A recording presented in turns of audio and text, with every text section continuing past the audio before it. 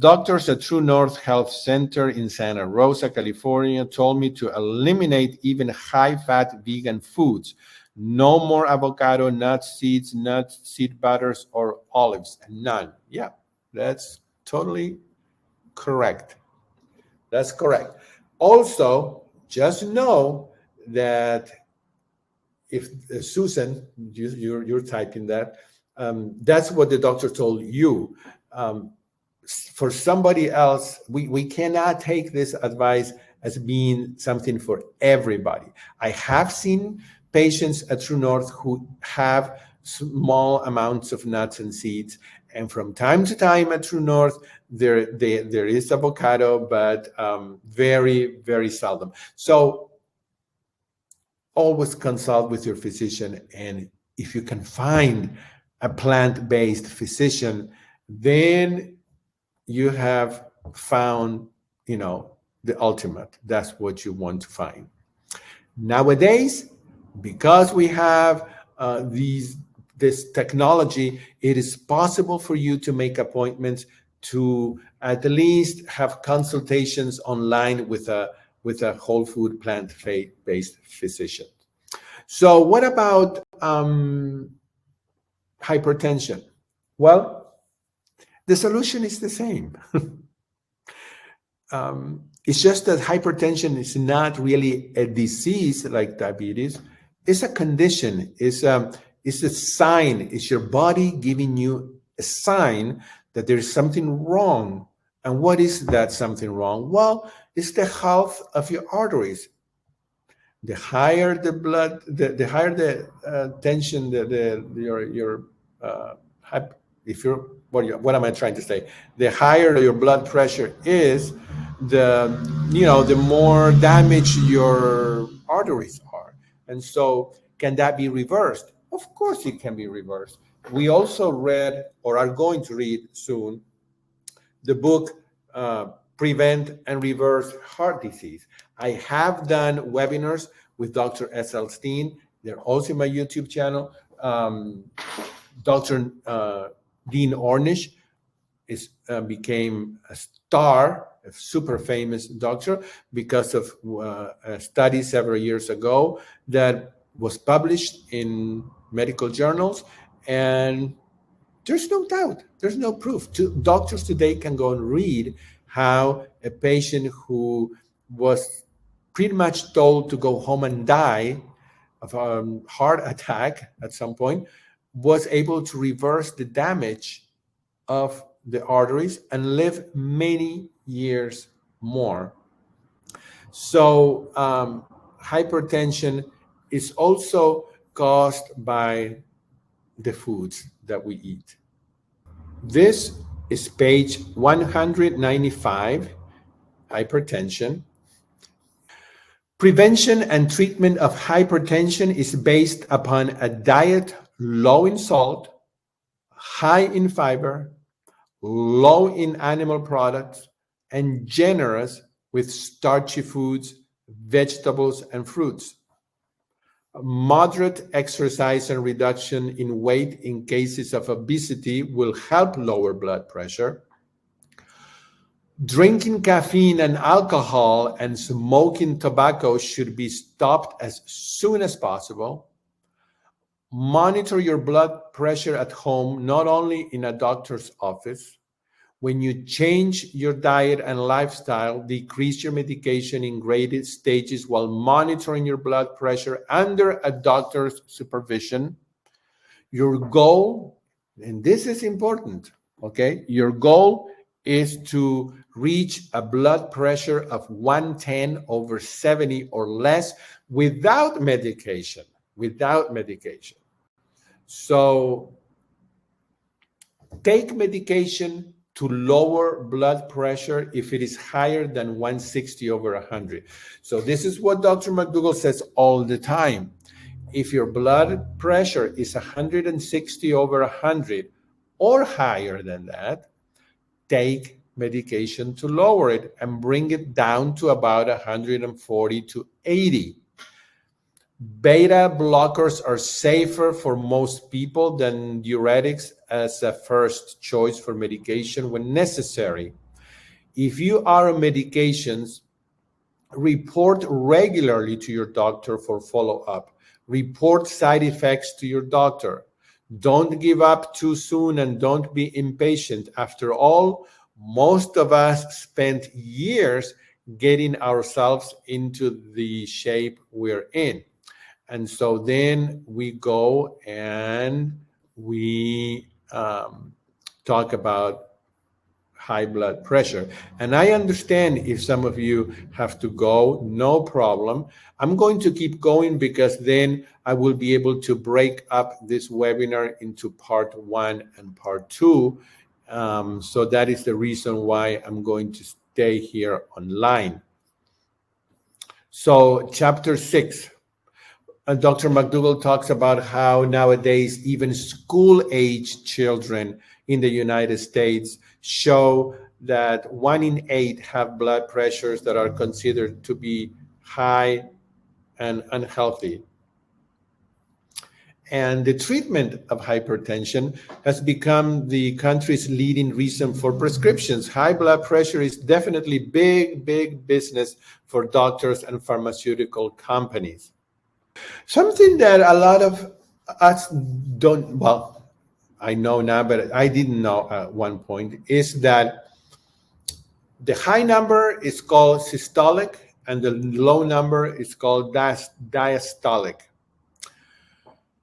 And health authorities, Dr. McDougall says, and I am on page 174, health authorities are now aware that diastolic blood pressure as low as 80 to 89 can be associated with increased risk to health. For example, the chances of heart attacks are double at this level over those with levels below 80.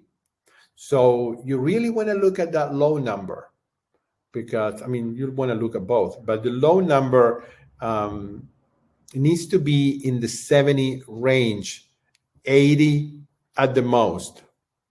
Your ideal blood pressure should be 110 over 70 in adults with taking no prescription, taking no drugs. Very important. How do you take your blood pressure? Let me once again share my screen here. You should have been relaxed and not caught up in the anxiety-producing atmosphere of an insurance physical examination or a 5-minute visit to a doctor's office. A more meaningful reading would have been obtained if you had been lying down quietly for 15 minutes without internal or external stresses to affect you. So make sure you lie down. When I go to True North, every morning they come to your room to take your blood pressure. And they want you to stay in bed until the doctor comes. So you're laying down in bed, you haven't gotten up, or if you got up to go to the bathroom or whatever, you went back to bed, and the doctor goes in. You've been in bed for at least 15 minutes. You have no real stresses at that point, and that's how you take your blood pressure. Furthermore, blood pressure varies throughout the day. Generally, it is highest in the mid-morning, falls subsequently during the day, and is at its lowest point during the first few hours of sleep. Then Dr. McDougall says that the right arm is preferred. I thought that the left arm was preferred because it was the one closest to the heart. Well, on page 126, Dr. McDougall says the right arm is preferred, and the cuff should be large enough so that the rubber bladder fits all the way around the arm, including its major artery. And then he explains more. And then he says that most authorities consider the lower value, the lower number, to be the best indicator of the health of your circulatory system. It is recorded as the lower number in the blood pressure reading. This is very important information, okay, everybody. The health of your arteries is best shown, portrayed by the lower number. Elevated blood pressure is an indication that something is wrong with the circulatory system, that is, with the heart and all the blood vessels. Actually, high blood pressure can be a sign of several different problems. This is similar to the way in which a fever can be caused by several different reasons. An infected toe, for example, or pneumonia, or a common cold. So there are ways to raise your blood pressure. One of them is because maybe you have been emotionally excited, or you had an increase in physical activity. Another way to raise the pressure is by putting extra fluid into the system.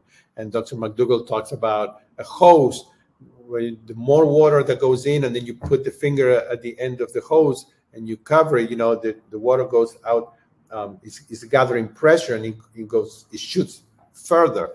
So how do you increase the amount of fluid in your body? Well, because of how much salt you eat. The sodium from salt draws water into the blood vessels. This causes the blood pressures to rise, and it stays elevated for several days until the salt and extra fluid are eliminated through sweat and kidneys. If salt is eaten daily, even in relatively small amounts in some people, the pressure remains elevated. And I always see that at True North, where there is no salt, no sugar, no flour. You get rid of a lot of water, of a lot of fluid. And of course, you're not bloated, and your blood pressure goes down. It's like a miracle, but it really is just not eating the thing that accumulates fluid in your body. What else could be causing my elevated pressure? Well, it says here, first of all, plaques of atherosclerosis fill the inside of the large, medium, and small blood vessels, narrowing their caliber and impeding the flow of blood. The infiltration of fats and cholesterol into the walls of all the blood vessels causes them to become less elastic, and thereby to accommodate less blood at any one moment.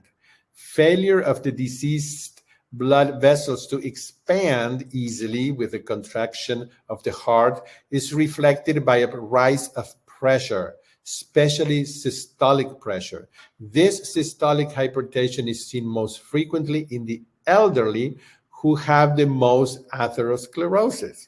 Okay, and then again, you have some drawings there. Elevated levels of cholesterol and triglycerides are other important signs of probable trouble in the circulatory system. Remember this when you think about ways to treat your condition.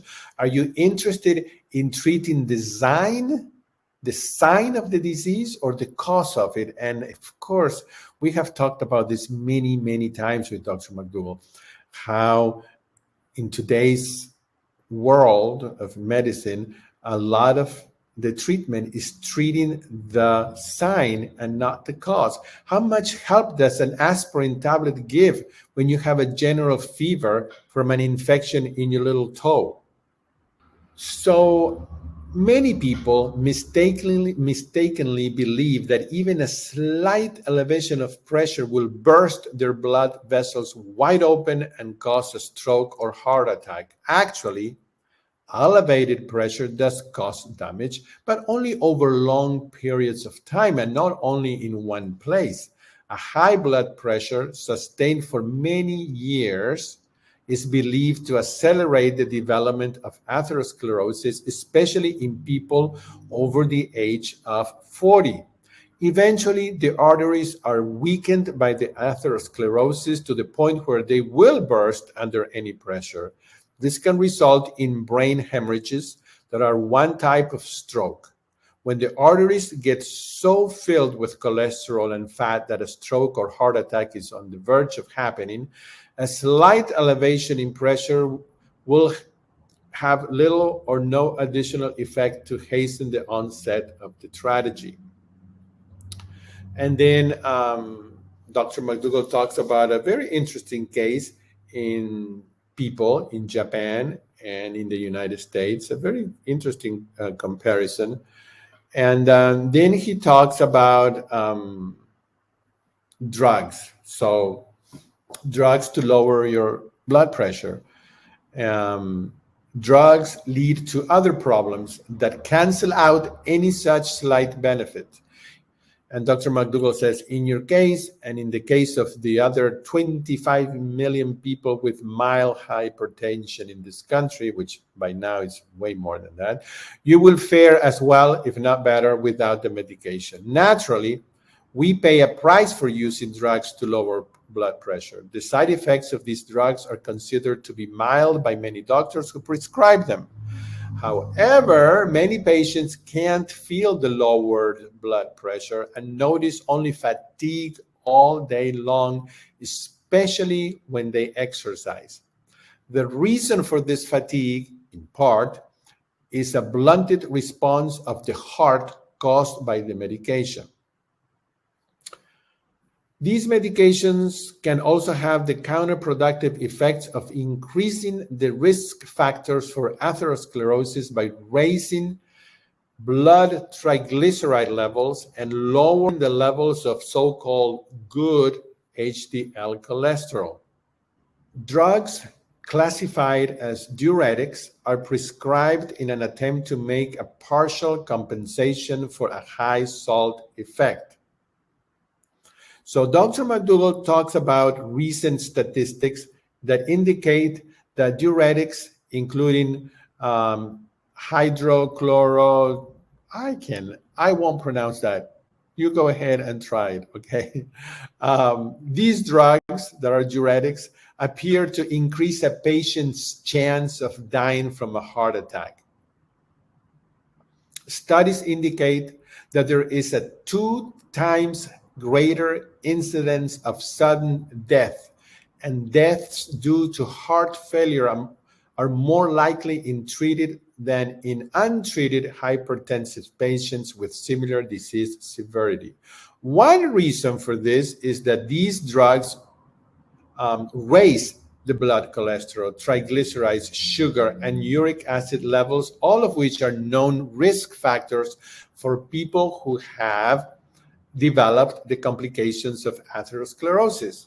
Another reason for the increase in death from heart disease may be arrhythmias that are common consequences of mineral imbalances, especially low potassium levels, caused by what? Well, by the diuretics. Aren't there any other drugs to try? Well, the last group of drugs that are employed will dilate the blood vessels and thereby reduce the effects of squeezing the end of the hose. And he talks about the side effects of that, which are not very fun. Common side effects include low blood pressure, low blood potassium, upset stomach, joint pains, heart arrhythmias, heart failure, skin rash, nasal stuffiness, muscle cramps, dehydration, nightmares, headache, depression, drowsiness, weakness, and dizziness. Some medications can hamper physical performance, prolong reaction time, and increase the errors during driving. A small minority of patients suffer from moderate to severe hypertension with a diastolic level above 104. Those people with severe disease have been shown to benefit with a decrease in risk for strokes when their blood pressure is lowered with medication. However, The results from treatment of the large majority of people with elevated blood pressure, those with mild hypertension like yourself, with a diastolic level below 105 millimeters, have been disappointed. Virtually all patients with blood pressures greater than 105 millimeters um, are recommended to be treated with medication. And of course, once you're put on blood pressure medication, you're told that this is going to be for life. This means that the physicians will be able to charge the patient for monthly office visits to keep an eye on the pressure. There will also be a steady business from treating the side effects of the medications prescribed. The drug companies have a guaranteed future market because of the prevailing attitude instilled in physicians and patients about the treatment of this disease, the view that hypertension is incurable. So, what are the habits that you can change? Well, elevation of blood pressure is a sign of disease, and regardless of how common this health problem has become, it is not a normal condition. We need to look at its causes to find clues for its cure. When the factors that cause disease are corrected, the body heals unless the disease process has gone too far. So these people have certain lifestyles and dietary characteristics in common. Those people in other parts of the world that don't have hypertension. Their diet is low in sodium, low in fats and animal products, and it is high in potassium and fiber. Their foods are primarily starches, vegetables, and fruits. They're physically active, and obesity is uncommon. Studies of people in our society with a comparable diet and lifestyle and with low blood pressure as well confirm the value of these safeguards to health. Other practices in diet and lifestyle that are associated with elevated blood pressure and are eating meat, drinking caffeine, drinking alcohol, and smoking cigarettes. Moderate daily exercise and loss of weight will help to lower blood pressure. Some evidence indicates that certain methods of relaxation also help to lower elevated blood pressure. And we're getting here to the end.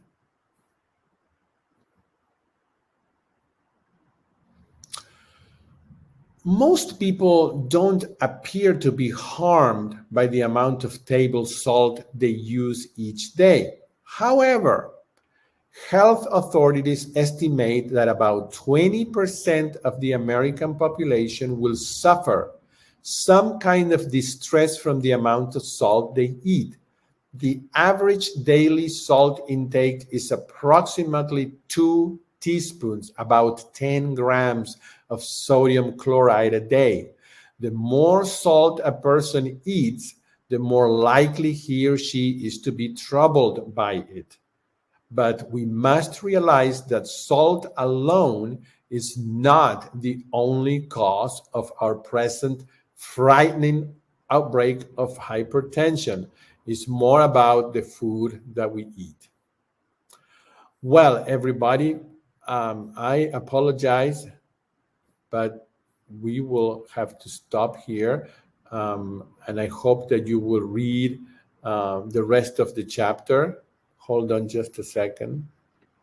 If I am also taking a blending break, what should I do for my salad dressing? I usually make Chef AJ's lemon poppy seed. Any ideas? Well,